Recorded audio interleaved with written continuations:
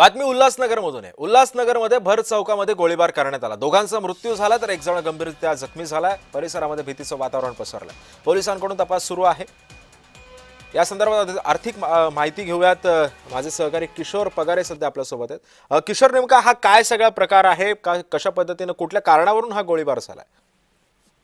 नक्कीच सिद्धेचा जो प्रकार झालेला आहे, धक्कादायक प्रकार हा म्हणजे कॅम्प क्रमांक 5 येथील कैलाश कॉलनी चौकात गुरुवारी सायंकाळी झालेल्या अंधाधुंद गोळीबारात संपूर्ण परिसर हादरला होता। यामध्ये 10 ते 12 जणांच्या टोळकीने भरराष्ट्रात हा हल्ला केला होता।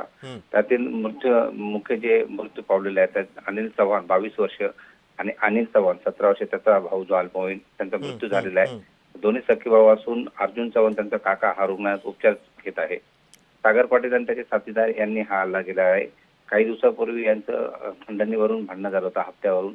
कारण की अनिल चव्हाण हा जो टेम्पो चालक होता, टेम्पो चालवण्याच्या वादातून म्हणजे हप्ता वसुलीच्या कारणावरून हे भांडणं झाले होते आणि त्यावर त्यांना अटकही झाली होती, मारामारी झाली होती।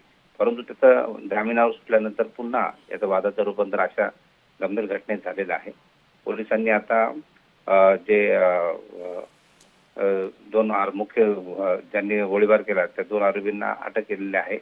त्याच्यामध्ये राव आणि एक दुसरा जे मुख्य जे आरोपी आहेत सागर पाटील यांची चौकशी चालू आहे। आधी तपास सुरू आहे। सिद्धेश, नक्कीच धन्यवाद किशोर, तुम्ही दिलेल्या सविस्तर माहितीबद्दल।